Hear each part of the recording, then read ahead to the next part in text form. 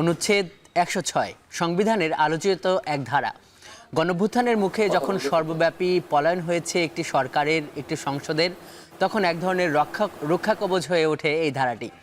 অন্তর্বর্তী সরকার নামে বিদ্যমান সংবিধানে কোনো সরকার না থাকলেও এই ধারা বলেই গঠিত হয় নতুন সরকার। ভোট নির্বাচন সামনে রেখে জুলাই সনদ বা রাষ্ট্র সংস্কার বাস্তবায়নের পথে আবার যখন আলোচনা এই ধারাটি, তখন আজকের ভোটের ট্রেনের আলোচনার বিষয়েও অনুচ্ছেদ ১০৬। পুরো আয়োজনে আপনার সঙ্গে থাকবো আমি আজহার লিমন। সংবিধান, রাষ্ট্র এবং গণঅভ্যুত্থান পরবর্তী নির্বাহী বিভাগের সঙ্গে সম্পর্কিত এই ধারার সম্প্রসারণ করতে আমাদের সঙ্গে আজ যুক্ত হবেন আইন বিশেষজ্ঞ, থাকবেন রাজনীতিকরাও। তবে সবার শুরুতে দেখে নেই ভোটের আওয়াজ। যেটি আমরা দেখছি যে ভোট নিয়ে আজকে বিভিন্ন দলের রাজনীতিকরাই মন্তব্য করেছেন। বিএনপির vice chairman doctor Asaduzzaman Ripon, উনি বলেছেন যে নির্বাচন নিয়ে টালবাহানা শুরু হয়েছে, আগামী নির্বাচনে ফ্যাসিবাদের কোনো অংশগ্রহণ থাকবে না। পিয়ার একটি উদ্ভট আলোচনা, ইহুদিদের পছন্দের পিয়ার ব্যবস্থা বাংলাদেশের মানুষ মেনে নেবে না। ইসলামী আন্দোলন বাংলাদেশের আমির মুফতি রেজাউল করিম, উনি বলেছেন যে দেশের মানুষ আওয়ামী লীগ, বিএনপি, জাতীয় পার্টির শাসন দেখেছে, আগামীতে ইসলামের ক্ষমতা দেখতে চায়। জাতীয় নাগরিক পার্টির মুখ্য সমন্বয়ক নাসিরউদ্দিন পাটোয়ারি, উনি বলেছেন যে বিএনপি 50 থেকে 100 আসনের বেশি পাবে না বলেছিলাম, এখন অবস্থা আরও তলানিতে। ফেব্রুয়ারিতে নির্বাচন হবে কিনা সংশয় আছে, তবে 150টি আসনে জয়ী হবার সম্ভাবনা রয়েছে এনসিপির। যেটি এনে স্টুডিওতে থাকা অতিথির প্রতিক্রিয়া নিব। দর্শক, আজ আমাদের ভোটের ট্রেনের স্টুডিওতে আছেন জাতীয় নাগরিক পার্টির যুগ্ম আহ্বায়ক সারোয়ার তুষার। সারোয়ার তুষার, আপনাকে স্বাগত আজকের ভোটের ট্রেনে। আমরা যেহেতু যেটিকে আমরা ভোটের আওয়াজ, এটি প্রত্যেকটা পর্বেই দেখাই, এটি নিয়ে যেহেতু শুরু করেছি, এই যে আপনার যিনি মুখ্য সমন্বয়ক নাসিরউদ্দিন পাটোয়ারি, উনি বলেছেন যে বিএনপি 50 থেকে 100 আসনের বেশি ভোট পাবে না, আর আপনাদেরকে বলেছে যে 150টি আসনে জয়ী হবার সম্ভাবনা রয়েছে এনসিপির। মানে এই যে আজকে নির্বাচন কমিশনে আপনাদের নিবন্ধন বিষয়ক একটা আলোচনা ছিল, মানে আমাদের প্রশ্নটা আপনার কাছে যে এই যে নাসিরউদ্দিন পাটোয়ারি এই ধরনের যে মন্তব্য করেন, মানে এইটা কি উনি কি বুঝে শুনে মন্তব্য করেন, নাকি বিতর্ক তৈরি হোক এটা উনি চান? অনেকেই তো চায় যে বিতর্কের মাধ্যমে আলোচনায় থাকতে। আপনাকে ধন্যবাদ। এখানে দুটো ব্যাপার, একটা হচ্ছে যে আপনি যেটা বললেন, আজকে আমাদের আলোচনাটা কমিশনে ছিল মূলত নিবন্ধন এবং প্রতীক সংক্রান্ত। এর বাইরে উনি এসে মিডিয়া ব্রিফ করেছেন পরবর্তীতে, সেখানে এই কথাটা তিনি বলেছেন। আরও কিছু আলাপ হয়েছে। এখন প্রথম কথা হচ্ছে যে রাজনীতিতে তো আশাবাদ থাকতে হবে অবশ্যই। আপনি চাইবেন, আপনি নির্বাচনে অংশ নেবেন মানেই আপনি চাইবেন যে আপনি সরকার গঠন করেন, এটা হচ্ছে একটা দিক। আরেকটা হচ্ছে রাজনীতিতে অলংকার কিংবা রেটরিকেরও একটা গুরুত্ব আছে। অনেক সময় একটা আলোচনা তৈরি করা, এটার একটা গুরুত্ব আছে। ফলে আগামী ইলেকশনে এখনই যেহেতু কিছু হলফ করে বলে দেওয়া যাচ্ছে না, যে কেউ যে কোনো ধরনের স্পেকুলেশন করতে পারে, নানা ধরনের জরিপও হচ্ছে, তো স্পেকুলেশন কিংবা অনুমান কিংবা এই ধরনের বক্তব্যের মধ্য দিয়ে ভোটারকে প্রভাবিত করা, সবই তো আসলে রাজনীতির অংশ। ফলে সেই দিক থেকে আপনি তার বক্তব্যটাকে রাজনৈতিক বক্তব্য আকারে দেখতে পারেন, আমি অন্তত সেভাবে দেখছি। এটাকে দলীয় বক্তব্য বা বড় কিছু হিসাবে না দেখাই ভালো নাকি? এটা তার ব্যক্তিগত মতামত। আমরা এখনও দলগতভাবে আমরা তো চাই দেড়শো না, আমরা চাই যে আরও বেশি আসন নিয়ে পার্লামেন্টে অংশ নেওয়ার জন্য, কিন্তু আপাতত এখনও পর্যন্ত আমরা এটাকে দলীয় বক্তব্য হিসেবে ধরছি না। কিন্তু অবশ্যই আমরা চাই যে আমরা ভালো করি সামনে ইলেকশনে। সেটি কি 150 আসনে জয়ী হওয়ার যে সম্ভাবনা? না, আপনি দেখেন আগামী নির্বাচনটা কিভাবে ঘটছে। আগামী নির্বাচনে কিন্তু 2008-এর পরে আর কোনো সুষ্ঠু নির্বাচনের ইতিহাস নাই, এবং in the mean time voter পরিবর্তন হয়েছে, ভোটারের সাইকোলজি পরিবর্তন হয়েছে, এবং যেটা মনে হচ্ছিল যে আপনি জাকসু ইলেকশনেও দেখলেন যে আগে থেকে যা আমরা প্রেডিকশন করছি তা কিন্তু মিলছে না। ফলে যদি আমরা সারা দেশে ফর্মিডেবল ক্যান্ডিডেট দিতে পারি, যদি আমরা সেরকম গ্রহণযোগ্য প্রার্থীদের দিতে পারি যারা ইতিমধ্যে আমাদের দলে আছেন কিংবা পরবর্তীতে প্রার্থী হিসেবে আসবেন, তখন কিন্তু আসলে যে কোনো কিছুই ঘটতে পারে। এমনকি আপনি নিশ্চয়ই আপনার খেয়াল আছে যে 2008 সালের নির্বাচনেও অনেক জায়গায়, এটা দল হিসেবে না, অনেক জায়গায় এরকম হয়েছে যে হেভিওয়েট প্রার্থীরা আসলে আপনার যারা ওই সময় অত আলোচনায় ছিল না, আন্ডারডগ প্রার্থী, তাদের কাছে কিন্তু হেরে গেছে। 91 সালে ইলেকশনে সবাই ভেবেছিল যে আওয়ামী লীগ জিতবে, এবং আওয়ামী লীগ আসলে ক্যাবিনেটও নিজেদের মধ্যে ডিস্ট্রিবিউট করে ফেলেছিল। তার মধ্যে দিয়ে কিন্তু বিএনপি চমক দেখিয়েছে, এবং বিএনপির যারা ওই সময়ের তথাকথিত আনকোরা প্রার্থী তারা কিন্তু তখন ভালো করেছিল। যেমন শেখ হাসিনার বিরুদ্ধে সাদেক হোসেন খোকা, তিনি তখন নতুন প্রার্থী ছিলেন, তিনি তখন জিতেছেন। ফলে এবারে নির্বাচনটা যে কনটেক্সটে হচ্ছে, আমরা যেভাবে সাংগঠনিক বিস্তৃতির দিকে এখন মনোযোগ দিয়েছি, এবং সামনে গণপরিষদ নির্বাচনের কথা আমরা বলেছি যে এটা আমাদের কিন্তু স্যার তার এনসিপি একটা সম্ভাবনার জায়গায় আছে, তাই অবশ্যই সম্ভাবনা যে দলটির, সেটার মানে বিলুপ্ত হওয়ার প্রশ্ন কেন আসতেছে? আরো দলকে টানার এই যে একীভূত হওয়া বা এই আলোচনাগুলো কেন আসছে তাইলে? বিলুপ্ত হওয়ার কোনো আলোচনা আসে নাই, এটা একটা মানে মিসফ্রেমিং আর কি। আমরা কেন বিলুপ্ত হতে যাবো? আমরা এই সপ্তাহে আজকেই ঘোষণা এসছে যে আমরা নিবন্ধন, মানে অলরেডি এটা নথিবদ্ধ যে আমরা নিবন্ধন পাচ্ছি, ফলে বিলুপ্ত না। এটা যে কথাটা এসেছিল যে আপনি রাজনীতি করতে গেলে বিভিন্ন, যখন আপনার সম্ভাবনা বেশি থাকবে তখন আসলে বিভিন্ন পক্ষ, বিভিন্ন ব্যক্তি, বিভিন্ন গ্রুপ আপনার প্রতি আগ্রহী হবে, আপনার দলে যোগ দিতে চাইবে। এই যে আলোচনা গুঞ্জন যেটা এখন চলছে যে গণ অধিকার পরিষদের সাথে আমাদের সাথে গণ অধিকার পরিষদের একীভূতকরণের যে আলোচনাটা, এটাকে আমি ওইভাবেই দেখি যে যেহেতু এনসিপি এই মুহূর্তে তরুণদের প্রধান মনোযোগের জায়গা এবং সারা বাংলাদেশে নতুন দল হিসেবে এনসিপির দিকে তাকিয়ে আছে, ফলে গণ অধিকার পরিষদ সহ অন্যান্য অনেকেই চাচ্ছে যে এই দলের সাথে। না, গণ অধিকার পরিষদ বলছে যে আপনারা চেয়েছেন, আমরা আরো আলোচনা করব। শরৎ তুষার, আপনি সঙ্গে থাকুন। দর্শক দেখছেন ভোটের ট্রেন। ভোটের ট্রেনে এই পর্যায়ে আমরা নির্ধারিত আলোচনায় ফিরতে চাই। আজকের আলোচনাকে সম্প্রসারিত করতে আমাদের সঙ্গে রাজধানীর বিজয়নগর থেকে যুক্ত আছেন সুপ্রিম কোর্টের, পুরানো পল্টন থেকে যুক্ত আছেন সুপ্রিম কোর্টের সিনিয়র অ্যাডভোকেট মোহাম্মদ বেলায়েত হোসাইন। বেলায়েত হোসেন, আপনাকে স্বাগত আজকের ভোটের ট্রেনে। আমাদের স্টুডিওতে আছেন জাতীয় নাগরিক পার্টির নেতা সরোয়ার তুষার। আমরা আলোচনায় যাব, তার আগে চলুন একটি বক্তব্য শুনে আসি সেই বিষয় সম্পর্কিত। বক্তব্যটি বিএনপির স্থায়ী কমিটির সদস্য সালাউদ্দিন আহমেদের জুলাই সনদ বাস্তবায়ন নিয়ে যে বক্তব্যটি তিনি সম্প্রতি রাজধানীর একটা অনুষ্ঠানে দিয়েছেন। আমরা বক্তব্যটা শুনে নিই। যদি কনস্টিটিউশনাল অর্ডার করেই এই জুলাই সনদের বাস্তবায়ন করতে হয়, এখন থেকেই সেটা কার্যকর করতে হয়, তাহলে তো দেশের দুইটা কনস্টিটিউশন বিরাজ করবে। এখন জুডিশিয়ারি কোনটা মানবে, প্রশাসন কোনটা মানবে, সেটা প্রশ্নটা নিয়ে আমরা যাই, দেখি সুপ্রিম কোর্ট কি বলে। এই কথা বলার পরে কেউ কেউ বললেন যে সুপ্রিম কোর্ট যে 106-এ মতামত দিয়েছে সরকার গঠনের জন্য, এটা নাকি সঠিক হয় না। কেউ কেউ বললেন যে এটা প্রধানমন্ত্রীর মতামত ছাড়া যেতে পারে না। তা আমি বললাম যে শেখ হাসিনার মতামতটা নেওয়া হয় না, এগুলা কি আমরা দুঃখিত যে প্রধানমন্ত্রী হিসেবে শেখ হাসিনার মতামতটা নিয়ে রাষ্ট্রপতি তারপরে পাঠাতেন সিগনেচার নিয়ে সুপ্রিম কোর্টে? বললাম এই সরকার পুরোপুরি সাংবিধানিকও না, আবার বলছে এটা পুরোপুরি বিপ্লবী সরকারও না, বলছে এটা মাঝামাঝি সরকার। আমি বললাম এটা নির্ধারণ হওয়া দরকার। সরোয়ার তুষার, বক্তব্যটি সালাউদ্দিন আহমেদের। আসলেই তো এটা নির্ধারণ হওয়া দরকার আছে। প্রশ্নটা হলো, এই যে সরকার, যেই 106-এর অধীনে গঠিত সরকারকে আপনারা মানে মেনে নিচ্ছেন, বা ধরেন আপনারা বা আরও তো অনেকগুলো স্টেক আছে, অনেকগুলো রাজনৈতিক দল সবাই মেনে নিচ্ছে, তাহলে এখন এই যে যখন বিএনপি একটা প্রস্তাব তুললো যে চলেন আমরা সুপ্রিম কোর্টের মতামত নেই এই জুলাই সনদ নিয়ে বাস্তবায়ন নিয়ে যে অনৈক্যগুলো, এইখানে আসলে সমস্যা কোথায়? প্রথম কথা হচ্ছে এই সরকারকে তো আমরা সবাই মেনে নিয়েছি, সরকারের লিগ্যালিটি কিংবা লেজিটিমেসি নিয়ে কোনো প্রশ্ন নাই। কিন্তু আমরা বলেছি যে 106, এই 106 হচ্ছে আপনার কনস্টিটিউশনের ভেতরের একটা ব্যাপার, একটা সংবিধানের একটা অনুচ্ছেদ। এর মধ্য দিয়ে আপনি আসলে একটা এক্সট্রা কনস্টিটিউশনাল জিনিসকেই তো বৈধতা দিয়েছেন। কারণ এই যে অন্তর্বর্তী সরকার, এটা তো নাই আপনার কনস্টিটিউশনে। আপনার নিশ্চয়ই মনে আছে যে এই যে 106-এর সার্টিফাইড কপি কোথায়, এটা একজন আইনজীবী রিড করেছিলেন। তখন আদালত একটা খুবই ইন্টারেস্টিং মতামত মানে পর্যবেক্ষণ দিয়েছেন বা মন্তব্য করেছেন, সেটা খুব ইন্টারেস্টিং। তারা বলেছিলেন যে এই সরকার জনগণের ইচ্ছা দ্বারা সমর্থিত সরকার, সুতরাং এটা নিয়ে বিতর্কের কিছু নেই, হাইকোর্ট এটা বলছে। হ্যাঁ, এক্স্যাক্টলি, দ্যাটস মাই পয়েন্ট। মানে আপনি 106 আদালতের কাছ থেকে একটা এক্সট্রা কনস্টিটিউশনাল জিনিসের ব্যাপারে, যেটা আমাদের বক্তব্য যে এই সরকার তো সংবিধানের ভেতর আছে কি না এটা দেখার কোনো দরকার নাই। এটা যে একটা এক্সট্রা কনস্টিটিউশনাল সরকার, এটা তো আদালত প্রকারান্তরে বলছেন, আপনি যদি এটাকে খেয়াল করেন। এটা হলো একদিক। আর দ্বিতীয় দিকে আপনার প্রশ্নটা ছিল যে এখন যেতে সমস্যা কোথায়। এখন যেতে সমস্যা হচ্ছে যে আপনি কি বার্তা দিতে চান। সমস্ত রাজনৈতিক দল এক জায়গায় বসেছে এবং বসার পরে তারা বাস্তবায়ন পদ্ধতির ব্যাপারে একটা ঐক্যমতে আসতে পারেন নাই, এবং এই কারণে আমরা আদালতে যাচ্ছি। আমরা কি জাতির কাছে এই বার্তা দিতে চাই এবং রাজনীতির প্রশ্নে আদালতকে টেনে আনতে চাই? বাংলাদেশে ইতিপূর্বে যতবার রাজনীতির প্রশ্নে আদালতকে টেনে আনা হয়েছে ততবার এটা নজির ভালো হয়নি। আমি অনেকগুলো, অন্তত দুটো উদাহরণ দিতে পারবো। একটা 96 সালে আর একটা 2011 সালে। 96 সালে আপনার আন্দোলনের ফসল ছিল এই যে তত্ত্বাবধায়ক সরকার ব্যবস্থা, এরপর 2011 সালে এসে আওয়ামী লীগ এটাকে বাতিল করে। এই যে অন্তর্বর্তী সরকার গঠন, এটাও তো নজিরের মধ্যেই পড়ে। কোথায় কোন নজিরের মধ্যে পড়ে? ওই আদালতের পরামর্শে হয়েছে না এটা? হ্যাঁ, আদালতের পরামর্শ হয়েছে, কিন্তু আমি কি বললাম যে আদালতের পরামর্শ দিয়ে আপনি একটা এক্সট্রা কনস্টিটিউশনাল জিনিসকেই তো এখানে ইন্ট্রোডিউস করেছেন, ফলে আমরা ওখানে থাকি যে মানে আমাদেরকে ওই 106 এটার এই প্রশ্নে দেখানোর দরকার নেই।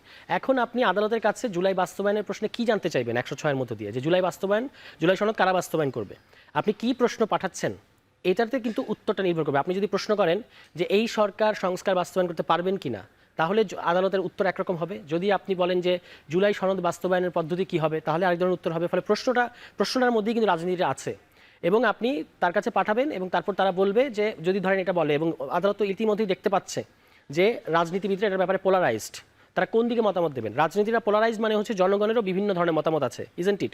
কারণ রাজনৈতিক দলগুলো তো আসলে জনগণেরই প্রতিনিধিত্ব করে। বিএনপি এক ধরনের চায়, আমরা আবার আদালতের কাছে যেতে চাই না, অন্যান্য অনেক দলও চায় না। তাহলে এই সমস্ত পোলারাইজড ক্ষেত্রে আদালত আসলে কি মতামত দেবেন এরকম একটা নাজুক সময়। এই কারণে আমরা বলেছি যে রাজনৈতিক এই বিষয়গুলোতে রাজনীতির একটা বছর আমরা কাজ করলাম এটা নিয়ে, কমিশন, সরকার, রাজনৈতিক দল। এখন আপনি এটা আদালতের কাছে নিয়ে যাবেন, এটা তো আসলে কোনো ভালো বার্তা দেবেন না। এটা হচ্ছে আমাদের বক্তব্য। পাশাপাশি এই 106 একটা, এখানে একজন বিজ্ঞ আইনজীবী আছেন, 106 হচ্ছে একটা অপিনিয়ন, একটা মতামতমূলক ব্যাপার। এটা যে লিগেলি বাইন্ডিং ব্যাপারটা সেরকম না। তা এখন আপনি একটা মতামতমূলক জিনিস, এটা তো সুপ্রিম কোর্টকে দেয়া এক ধরনের এখতিয়ার বা ক্ষমতা। আরেকটা জিনিস খেয়াল করেন, এটা বলে আমি শেষ করি। জুলাই সনদের মধ্যে আপনি কি প্রস্তাবগুলো এনেছেন যেগুলো ইতিমধ্যে এই সংবিধানের বেসিক স্ট্রাকচারকে পরিবর্তন করে? যেমন আপনার দ্বিকক্ষ সংসদ আপনি নিয়ে আসছেন, যেমন আপনি হচ্ছে ওই আরও যে তত্ত্বাবধায়ক সরকারের নতুন ফর্মুলা, মূলনীতি, তারপর হচ্ছে হাইকোর্টের বিকেন্দ্রীকরণ, এই জিনিসগুলো তো আসছে। তো এখন আদালত বাই ডেফিনিশন আসলে সংবিধানের যে মূল বিদ্যমান যে বেসিক স্ট্রাকচার সেটাকে প্রোটেক্ট করবে, সুরক্ষা দেবেন, এটাই হচ্ছে আদালতের কাজ। এখন আপনি এই সংবিধানের বেসিক স্ট্রাকচারকে পরিবর্তন করে এই ধরনের পরিবর্তনের প্রশ্নে এই সংবিধানের বেসিক স্ট্রাকচারকে রক্ষা করা যার সাংবিধানিক দায়িত্ব, তার কাছ থেকে পরামর্শ নেবেন, এটা তো হয় না।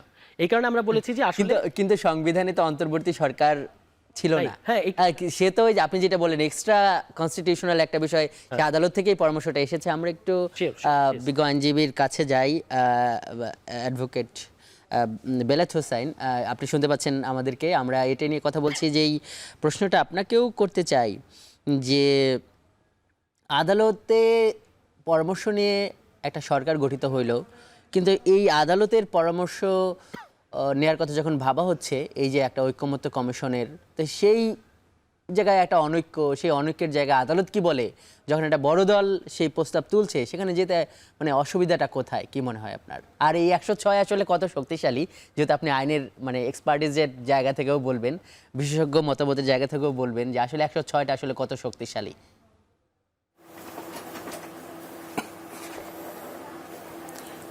ধন্যবাদ। অত্যন্ত জনগুরুত্বপূর্ণ একটি বিষয়ে আমরা আজকে এখানে আলোচনা করছি। ইতিপূর্বে দুইজন অত্যন্ত প্রাজ্ঞ বিজ্ঞ রাজনীতিবিদ, তাদের বক্তব্য আমরা শুনেছি।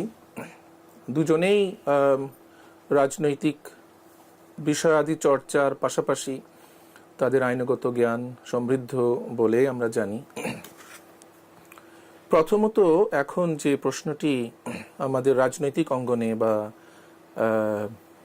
বিচার প্রতিষ্ঠানে এখন উচ্চারিত হচ্ছে, সেটা হলো জুলাই যে চার্টার, জুলাই যে ডেক্লারেশন, যেটা মোটামুটি একটা পর্যায়ে এসেছে, কোনো কোনো জায়গায় ডিসেন্টিং ওপিনিয়ন ব্যতীত মোটামুটি অনেক জায়গায় কনসেনসাস হয়েছে আমরা দেখতে পাচ্ছি। এখন যেটা কোয়েশ্চেন হলো সেটার ইমপ্লিমেন্টেশনের মেকানিজমটা কি হবে। সেই ক্ষেত্রেই মূলত এখন disagreement between the political parties. এক্ষেত্রে পলিটিক্যাল পার্টি, পলিটিক্যাল লিডার্স এবং লিগাল বা কনস্টিটিউশনাল এক্সপার্টস যারা, তাদের মতামত, আমরাও অনেক মতামত দিয়েছি ইতিমধ্যে আমরা দেখতে পাচ্ছি। তো আর্টিকেল 106-এ সুপ্রিম কোর্টের বা অ্যাপেলেট ডিভিশনের ওপিনিয়ন নেওয়ার জন্য একটা প্রস্তাব এসেছে একটি রাজনৈতিক দল থেকে বা অনেক এক্সপার্ট থেকেও এসেছে। তো আমাদের যেটা আন্ডারস্ট্যান্ডিং সেটা হলো এই গভর্নমেন্ট বা বর্তমান যে ইন্টারিম গভর্নমেন্ট, অন্তর্বর্তীকালীন সরকারের বৈধতা কিন্তু 106-এর সেই ওপিনিয়ন নয়। সেটা আমরা ক্যাটেগরিক্যালি বলি, স্পষ্টভাবে বলছি যে 5 অগাস্টের পরে যে সরকার গঠিত হয়েছে সেই সরকারের আইনগত ভিত্তি সুপ্রিম কোর্টের অ্যাডভাইজারি ওপিনিয়ন যেটা নেওয়া হয়েছিল 106-এর সেটি নয়, সেটির কোনো বৈধতা নেই বা সেটিকে আমি কোয়েশ্চেন করব না, কিন্তু সেটা হলো একটা সুপারফ্লুয়াস, একটা অতিরিক্ত একটা বিষয়। মূলত 5 অগাস্টের পরে যে সরকার গঠিত হয়েছে সেটার ভিত্তি হলো general will of the people, general will of the people. সেটি পলিটিক্যাল সায়েন্সে এবং কনস্টিটিউশনালিজমে এটাও একটা প্রক্রিয়া সরকার গঠনের, সেটা স্বীকৃত, সারা ওয়ার্ল্ডে স্বীকৃত। 106 বেলায়েত ভাই, যেটা অ্যাডভাইজার, একটু ইন্টারাপ্ট করি। আপনি যে বলছেন যে পলিটিক্যাল উইল, গণঅভ্যুত্থানের সরকার, ঠিক আছে, এগুলো তো নিশ্চয়ই মানে ভালো কথা, কিংবা এগুলো মানা হচ্ছে, কিন্তু সরকার যখন এই সরকারের সাংবিধানিক ভিত্তি নিয়ে প্রশ্নের উত্তর দিচ্ছে, তখন তো তারা বলছে যে না, তারা 106 সুপ্রিম কোর্টের রেফারেন্স নিয়ে গঠিত সরকার। তারা তো এটাকে যুক্তি হিসাবে, প্রমাণ হিসাবে বিভিন্ন সময় বক্তব্য বিবৃতিতে তারা দিচ্ছে।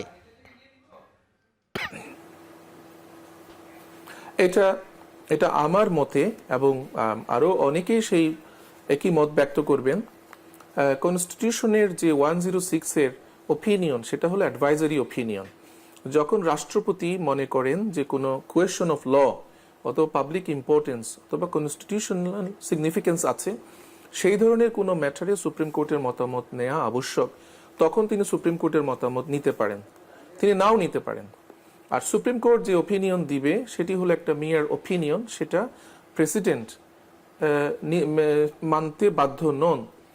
এবং পরবর্তীতে সুপ্রিম কোর্টও পরবর্তীতে 10-15 ইয়ার্স পরে supreme court May deviate from this opinion. এটা হলো একেবারে প্রতিষ্ঠিত লিগ্যাল স্ট্যান্ডিং।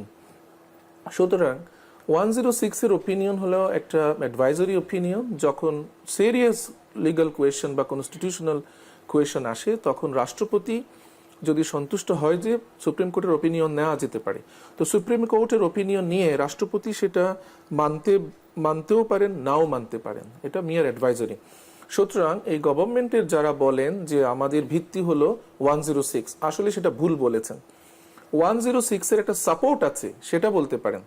তাদের ভিত্তি হলো জেনারেল পাবলিক উইল, একটা গণ অভ্যুত্থান বা বিপ্লব অনেকে বলছেন, আমরা বলি এটা একটা সুই জেনারিস, একটা সম্পূর্ণ ভিন্ন ধরনের একটা আপরাইজিং হয়েছে বাংলাদেশে।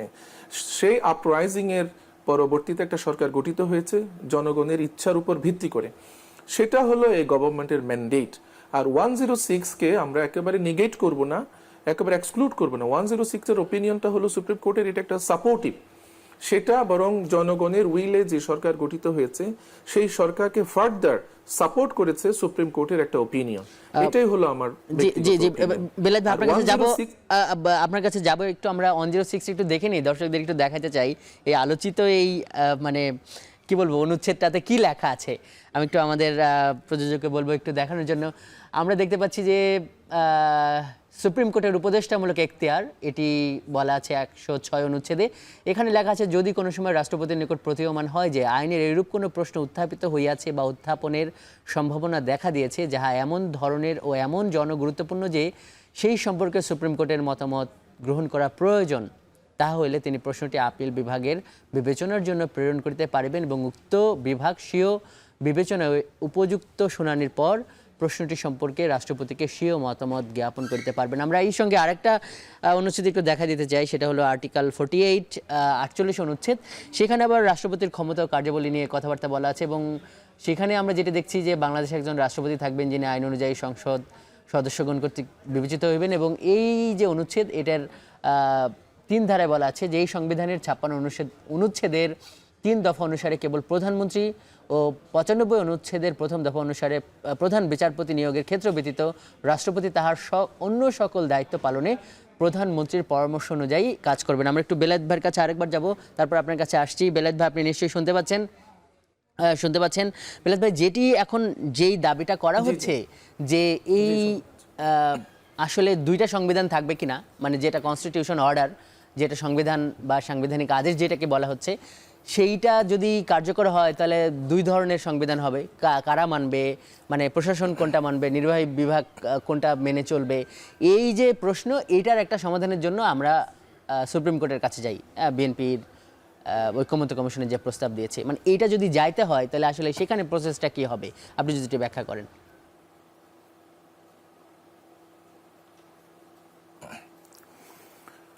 না, আসলে আমি আগেই বলেছি এইখানে 106-এর ওপিনিয়নটা হলো অ্যাডভাইজারি ওপিনিয়ন।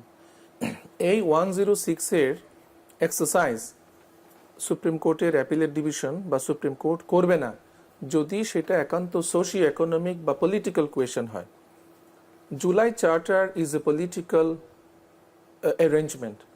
জুলাই ডেক্লারেশন হলো একটা রাজনৈতিক সমঝোতা, এটা হলো একটা রাজনৈতিক ঐকমত্য। এটার ইমপ্লিমেন্টেশন কিভাবে হবে এটা একটা রাজনৈতিক সিদ্ধান্তের ব্যাপার।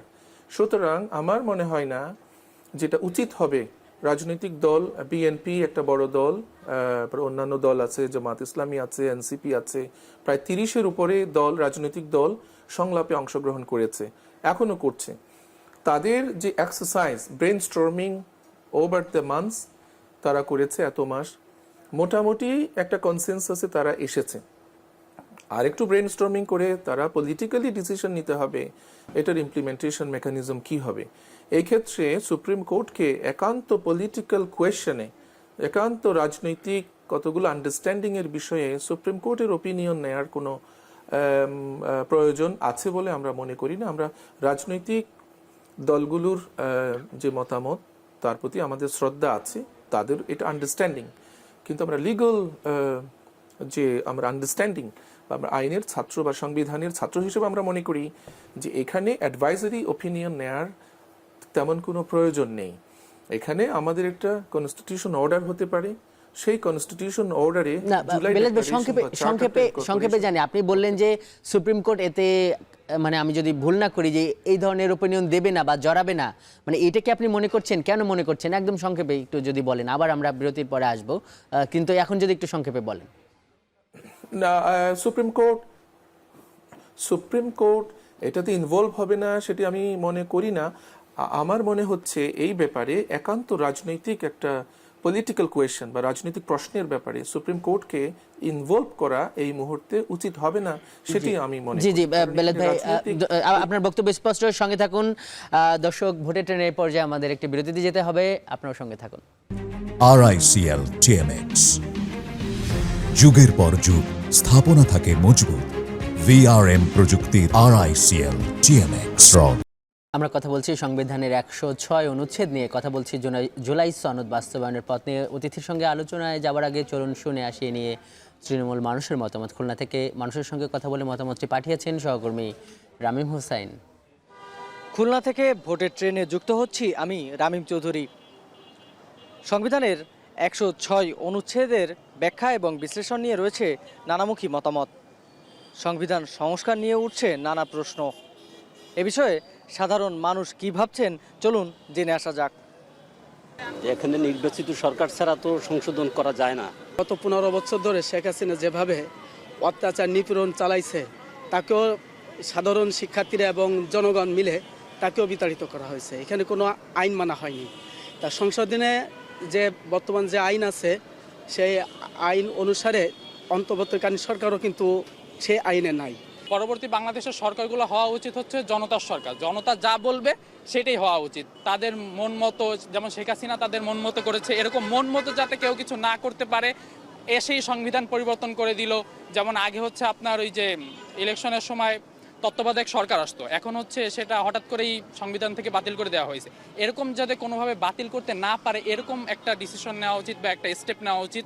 এভাবে আর কি পরবর্তী দেশকে আর কি আগায় নেওয়া যাওয়া উচিত। গণতন্ত্র রক্ষার জন্য এই দেশে কিন্তু ছাত্র আন্দোলন করেছে।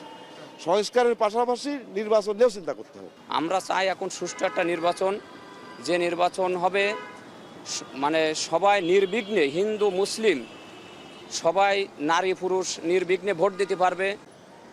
সাধারণ মানুষ বলছেন, আগামীতে যেন কোনো শাসক শোষকে পরিণত না হয়, তার জন্য প্রয়োজনীয় সংস্কার সবার আগে প্রয়োজন। এর পাশাপাশি জাতীয় সংসদ নির্বাচন দ্রুত করার কথাও বলছেন তারা। অনুচ্ছেদ 106 নিয়ে আমরা আলোচনা করছি। আমাদের সঙ্গে আজ স্টুডিওতে আছেন জাতীয় নাগরিক পার্টির একজন নেতা এবং একজন বিজ্ঞ আইনজীবী। আমরা সৈয়দ স্যার আপনার কাছে যেতে চাই। এই যে মানে যেইটা দেখা যাচ্ছে যে মানে আদালতের কাছে যাওয়া, সুপ্রিম কোর্টের কাছে যাওয়ার, আপনি বলছেন যে প্রশ্নটা কি হবে, রাজনৈতিক ব্যাপার, মানে এর বাইরে অন্য কোনো ভয় বা অন্য কোনো শঙ্কা আছে আপনারা? না, ভয়ের কিছু নাই, বিষয়টা খুব পরিষ্কার। আদালতের কাজ হচ্ছে তারা জনগণের পলিটিক্যাল উইল বা কালেকটিভ উইলকে আপহোল্ড করবেন, ওইটার ব্যাপারে ডিকটেট করবেন না যে জনগণের পলিটিক্যাল উইল এভাবে হওয়া উচিত, এটা হওয়া উচিত, এটা কিন্তু আদালত বলবেন না। আদালত হচ্ছে যেটা জনগণ তার পলিটিক্যাল উইল ঠিক করবে সেটাকে আপহোল্ড করবেন, এটাই হচ্ছে আদালতের ম্যান্ডেট, ঠিক আছে? এই কারণেই কিন্তু ওই কনস্টিটিউশনের বিভিন্ন সংশোধনীকে আদালত অসাংবিধানিক বলে যখন সেটা পলিটিক্যাল উইলের বিরুদ্ধে যায়।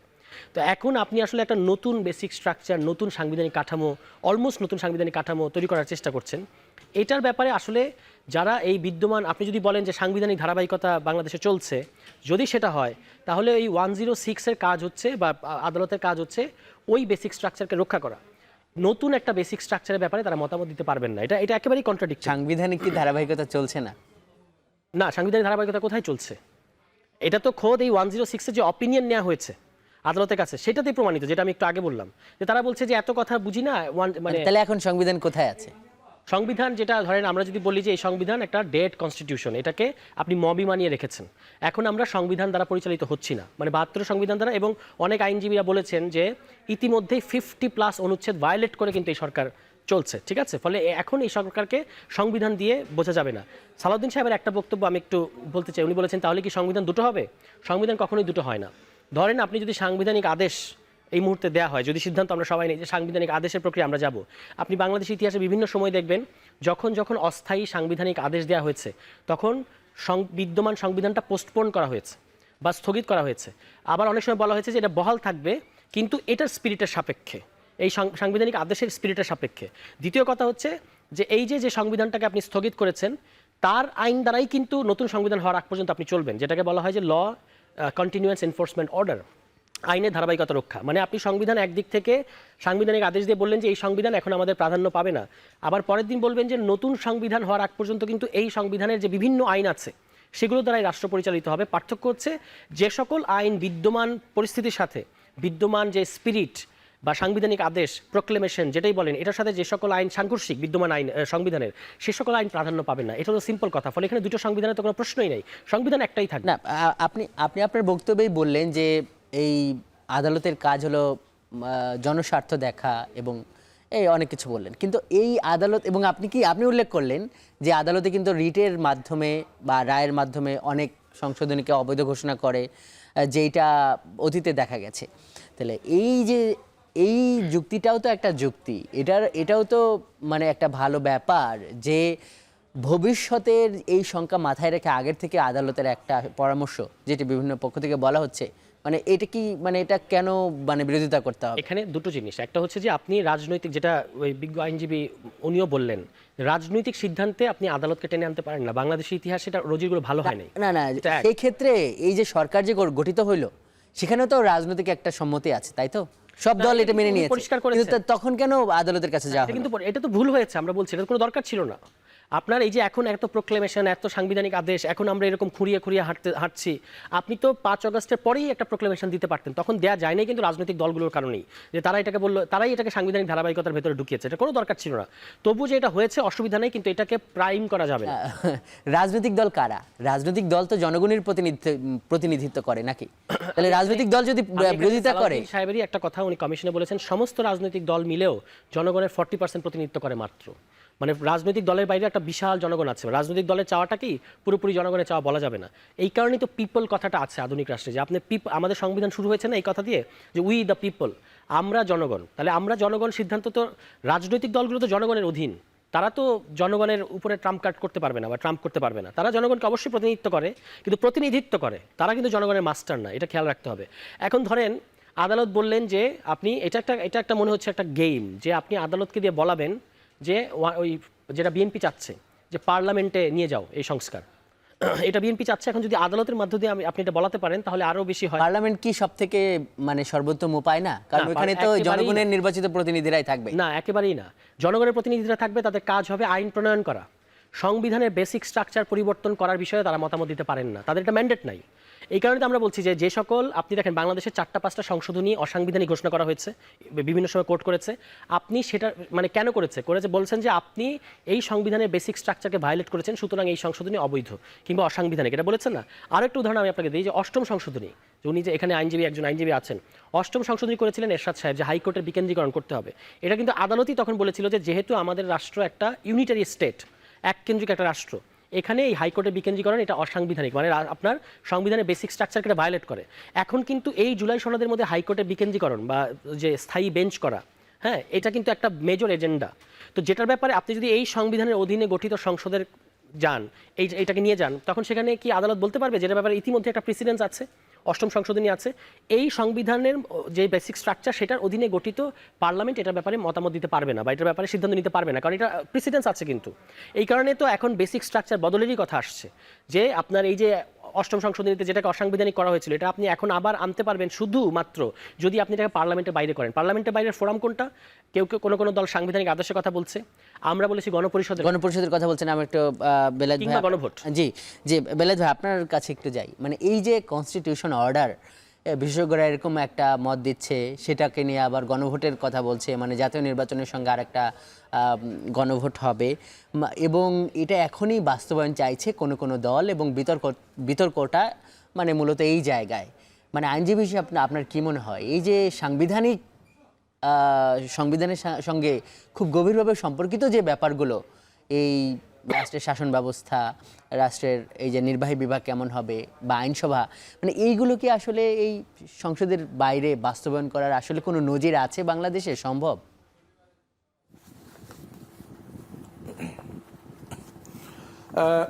ধন্যবাদ। আসলে একটা কোয়েশ্চেন সব জায়গা থেকে করা হচ্ছে যে আমাদের কনস্টিটিউশন কি আছে নাকি নাই।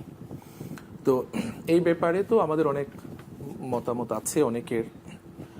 আমাদের সুপ্রিম কোর্টের আপিল বিভাগের সাবেক বিচারপতি জনাব আব্দুল মতিন, উনি ঐকমত্য কমিশনে এক্সপার্ট হিসেবে উনি একটা ওপিনিয়ন দিয়েছেন। উনি বলেছেন সংবিধান বর্তমানে ততটুকুই আছে যতটুকু আমরা মেনে চলছি।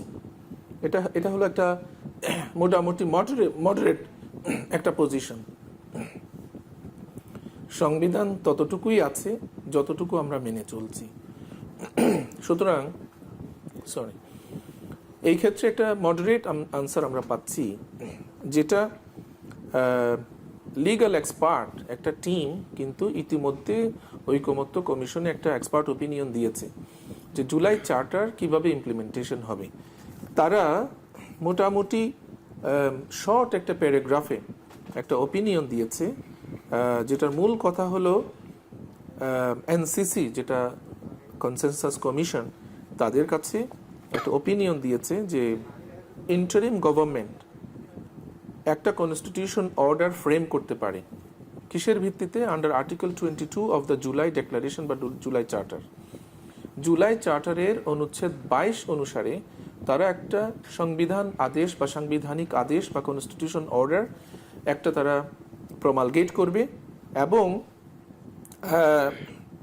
সেটা পরবর্তীতে একটা রেফারেন্ডামের মাধ্যমে সেটাকে ইনকর্পোরেট করা হবে। রেফারেন্ডাম কখন হবে, গণভোট কখন হবে, তারা মতামত দিয়েছেন নেক্সট যে পার্লামেন্টারি ইলেকশন হবে সেই একই দিনে রেফারেন্ডাম হতে পারে। এভাবে করে রেফারেন্ডামের মাধ্যমে জনগণের যে ইচ্ছা, সেই ইচ্ছার রিফ্লেকশন হবে। এটা হলো একটা মডারেট একটা পন্থা জুলাই চার্টারকে ইমপ্লিমেন্ট করার। আমার মতে 106-এর চেয়ে এই কনস্টিটিউশন অর্ডার করে এটাকে পরবর্তীতে রেফারেন্ডামের মাধ্যমে রেটিফাই করে নেওয়াটাই হবে সবচেয়ে বেশি যৌক্তিক। আর 106-এর যেটা অ্যাডভাইজারি ওপিনিয়নের কথা বললেন, সেটা হলো একটা পারসুয়েসিভ ফোর্স আছে, এটা একটা বাইন্ডিং ফোর্স নেই, এটা হলো একটা পারসুয়েসিভ ফোর্স আছে। এটা পরবর্তীতে ইভেন সুপ্রিম কোর্টও সেই অ্যাডভাইজারি ওপিনিয়নের বাইরে চলে যেতে পারে, ডেভিয়েট করতে পারে। সাকসেসিভ পরবর্তী সুপ্রিম কোর্ট কিন্তু এই অ্যাডভাইজারি ওপিনিয়নের বাইরে গিয়ে ভিন্ন মত পোষণ করতে পারে। সুতরাং এটা মাথায় রাখতে হবে যে অ্যাডভাইজারি ওপিনিয়ন 106-এ এটা বাইন্ডিং না, সবসময় এটা বাইন্ডিং না। এটা প্রেসিডেন্ট গ্রহণ করতেও পারে, নাও গ্রহণ করতে পারে। নাম্বার যেটা আমাদের তুষার সাহেব বললেন যে মৌলিক একটা স্তম্ভ আছে কতগুলো আমাদের কনস্টিটিউশনের, সংবিধানের কতগুলো মৌলিক স্তম্ভ বা বেসিক স্ট্রাকচার আছে, যেগুলো বলা হয় যে পার্লামেন্টের যে অ্যামেন্ডিং পাওয়ার আছে, সংশোধনের যে পাওয়ার আছে, ক্ষমতা আছে সংসদের, সেই ক্ষমতা বলে বেসিক স্ট্রাকচারে হাত দেওয়া যায় না, সেখানে এক্সক্লুশন ইনক্লুশন করা যায় না। বেসিক স্ট্রাকচারের ব্যাপারে আমাদের বর্তমানে লিগ্যাল পজিশন আমাদের সুপ্রিম কোর্টের এটি। সুতরাং যখন আপনি জুলাই ডিক্লারেশনকে কনস্টিটিউশনের প্রিএম্বলে স্থান দেবেন, প্রিএম্বল নিজে একটা বেসিক স্ট্রাকচার, একটা বেসিক স্ট্রাকচার আপনি এখন আগামী পার্লামেন্টের জন্য ওয়েট করবেন, পার্লামেন্ট সেই বেসিক স্ট্রাকচারটা প্রস্তাবনায় জুলাই চার্টারকে ইনক্লুড করবেন, আরো অনেকগুলো বেসিক স্ট্রাকচার ডেমোলিশ করবে পার্লামেন্ট, সেটা কিন্তু হবে না। এটা কনস্টিটিউশনালি সেই ক্ষেত্রে বেলায়েত ভাই পার্লামেন্টের চেয়ে তাহলে কোনটা শক্তিশালী? আপনার মানে পার্লামেন্টের থেকে শক্তিশালী বা এমন কোন শক্তি আছে যে পার্লামেন্ট না পারলে সেই শক্তি বেসিক বা মূল যে কাঠামো সেটি চেঞ্জ করতে পারে, পরিবর্তন করতে পারে? আপনার কাছে আবার আসবো, তার একটু বিরতিতে যাই। দর্শক দেখছেন ভোটের ট্রেন। দর্শক, আমরা আলোচনা করছি 106 অনুচ্ছেদ নিয়ে সংবিধানের। বেলায়েত ভাই, আপনার কাছে যে প্রশ্নটা রেখে গিয়েছিলাম সেখান থেকে শুরু করি। সেটা হলো যে এই যে অ্যাডভাইজারি ওপিনিয়নে যেটা আসছে, আদালতের কাছে যদি পরামর্শ চাওয়া হয়, আদালত তো সেই পরামর্শটাই তো দিতে পারে। এটা হলো 1 নম্বর প্রশ্ন। দ্বিতীয় প্রশ্ন হলো, আপনি বলছেন যে বেসিক স্ট্রাকচার আইনসভাও পরিবর্তনের ক্ষমতা রাখে না, তাহলে কারাই এই পরিবর্তনটা কারা করবে? আর কোনো কিছু কি আছে পৃথিবীর যে অপরিবর্তনীয়? না, থ্যাংক ইউ। এটা আসলে একটা কমপ্লেক্স একটা লিগ্যাল কোয়েশ্চেন। তবে যেহেতু বাংলাদেশে এখন একটা ট্রানজিশনাল পিরিয়ড চলছে এবং সাংবিধানিক, রাজনৈতিক এবং লিগ্যাল ইস্যুগুলো ইন্টারমিঙ্গলড, অঙ্গাঙ্গিভাবে জড়িত হয়ে গেছে, এই বিষয়টা এই যে তুষার সাহেব রাজনীতিবিদ কিন্তু খুবই সুন্দর করে বলেছেন যে অ্যামেন্ডিং পাওয়ার এবং কনস্টিটিউয়েন্ট পাওয়ার, সংবিধানের সংশোধন, পরিবর্তন, অল্টারেশন, এগুলোর যে পাওয়ার, এটা হলো একটা অ্যামেন্ডিং পাওয়ার। আর অ্যামেন্ডিং পাওয়ার হলো একটা সংশোধনের ক্ষমতা, সেটা পার্লামেন্ট সংশোধন করতে পারে। তো সেই ক্ষেত্রে যে লিমিটেশন, একটা লিগ্যাল একটা জুরিসপ্রুডেন্স আছে, কনস্টিটিউশনাল একটা জুরিসপ্রুডেন্স আছে, যে যেগুলো সংবিধানের মৌল কাঠামো, সেগুলো বিভিন্ন রায়ের মাধ্যমে মৌল কাঠামোগুলো ঠিক করা হয়েছে ইন্ডিয়া, পাকিস্তান, বাংলাদেশে। সেই মৌল কাঠামো যেমন সরকারের ধরন, যেমন প্রস্তাবনা, বেসিক প্রিন্সিপলস, এগুলো আমাদের, এগুলো যেমন হাইকোর্টের বেঞ্চেস, এই সমস্ত এগুলো হলো আমাদের বেসিক স্ট্রাকচার, যেগুলো সংশোধন করার জন্য কনস্টিটিউয়েন্ট পাওয়ার লাগে, গাঠনিক শক্তি লাগে। 2 ধরনের পাওয়ার এই ক্ষেত্রে আছে, একটা হলো অ্যামেন্ডিং পাওয়ার, যেটা পার্লামেন্টের আছে, আরেকটা হলো কনস্টিটিউয়েন্ট পাওয়ার, যেটা হলো গণপরিষদ বা কনস্টিটিউয়েন্ট অ্যাসেম্বলি শুধু এক্সারসাইজ করতে পারে। তো সেই ক্ষেত্রে আমাদের এখানে জুলাই চার্টারে, জুলাই ডিক্লারেশনে অনেকগুলো প্রভিশন আছে, অনুচ্ছেদ আছে, যেগুলো সংবিধানের অনেক বেসিক স্ট্রাকচারকে হিট করে। সেই সমস্ত বেসিক স্ট্রাকচার যদি আমরা ডিল করতে চাই, তাহলে আমাদেরকে যেতে হবে পার্লামেন্টের কাছে না, আমাদেরকে জনগণের কাছে যেতে হবে। সেটা কিভাবে হবে? একটা কনস্টিটিউয়েন্ট অ্যাসেম্বলি করা যেতে পারে, গণপরিষদ করা যেতে পারে। সেই গণপরিষদের কাজ পরবর্তীতে পার্লামেন্ট একই দিনে হতে পারে, এগুলো এটা অন্য একটা আলোচনা।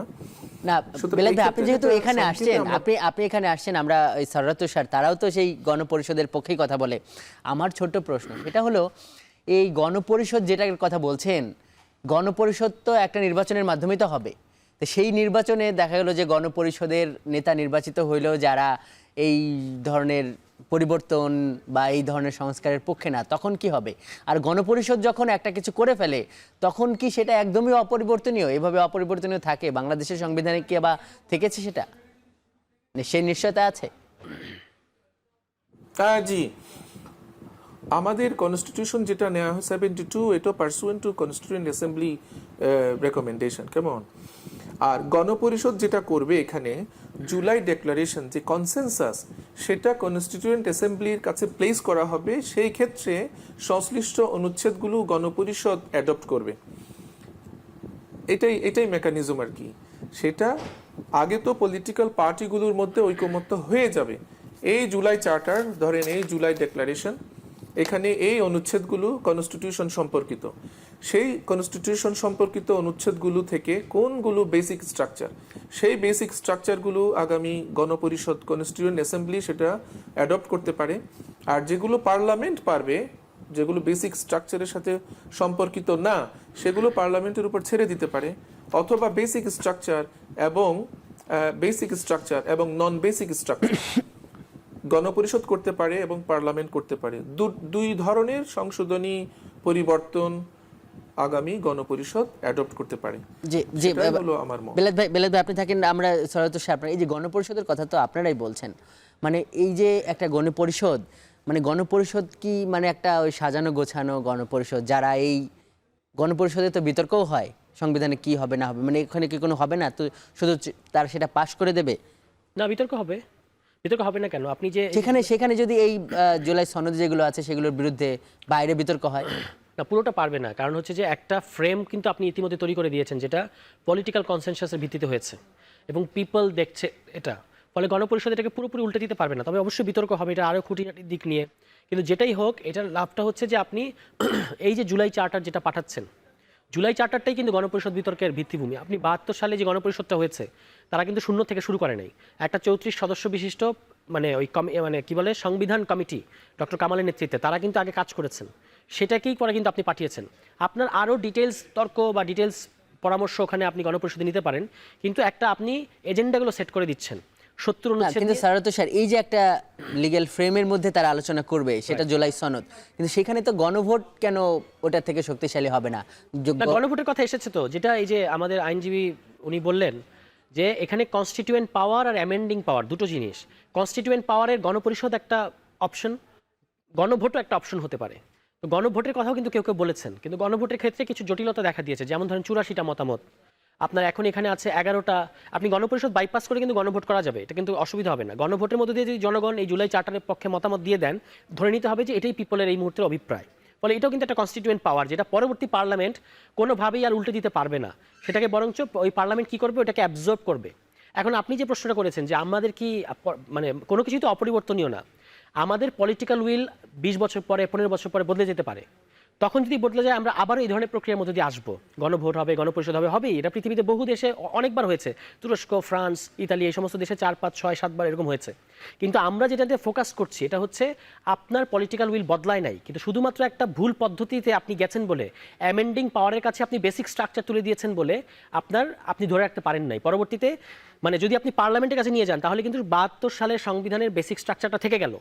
এই বেসিক স্ট্রাকচারের বলেই 5, 7, 8 বছর পরে আদালত বলতে পারবে এই যে জুলাই চার্টারের মধ্য দিয়ে আপনি যেগুলো পরিবর্তন করেছেন সংসদে, এগুলো সবগুলো অসাংবিধানিক, কারণ বিকজ এগুলো আপনার 72 সংবিধানের বেসিক স্ট্রাকচারকে ভায়োলেট করে। আমরা বলছি যে ভুল পদ্ধতিতে যাওয়া যাবে না, জনগণের পলিটিক্যাল উইল বদলাতে পারে। 71-এ আমাদের একরকম পলিটিক্যাল উইল ছিল, সময়ের ধারাবাহিকতায় আমাদের পলিটিক্যাল উইল আরও আপগ্রেডেড হয়েছে, আরও হবে। ফলে পলিটিক্যাল উইল যদি বদলে যায়, সেটা প্রশ্ন আলাদা, কিন্তু আপনার পলিটিক্যাল উইল বদলায় নাই। আপনি you want to preserve the changes, কিন্তু আপনি একটা ভুল পদ্ধতি বেছে নিয়েছিলেন বলে যে আপনি প্রিজার্ভ করতে পারলেন না, এখানেই কিন্তু আমাদের আশঙ্কা। এটা নিয়ে আমরা কথা বলছি। সারাতো স্যার, আপনাকে অনেক ধন্যবাদ আজকের এই ভোটের ট্রেনে যুক্ত হবার জন্য। ধন্যবাদ অ্যাডভোকেট বেলাত হোসেনকে আজকের এই শোতে আমাদের সঙ্গে যুক্ত হবার জন্য। দর্শক, আমরা আমাদের কোথাও যে মানুষের কথায় ফেরত যেতে চাই, বিতর্ক গণভোট নাকি গণপরিষদ না কিভাবে জুলাই সনদের বাস্তবায়ন হবে, এটা রাজনীতিকরা একটা জায়গায় আসুক এবং মানুষেরা যেটি চায় যে এটির একটা সমাধান হোক এবং এই গণঅভ্যুত্থানের যে আকাঙ্ক্ষা সেটি বাস্তবায়ন হোক। এই ছিল আজকের ভোটের ট্রেনে। এতক্ষণ সঙ্গে থাকার জন্য ধন্যবাদ।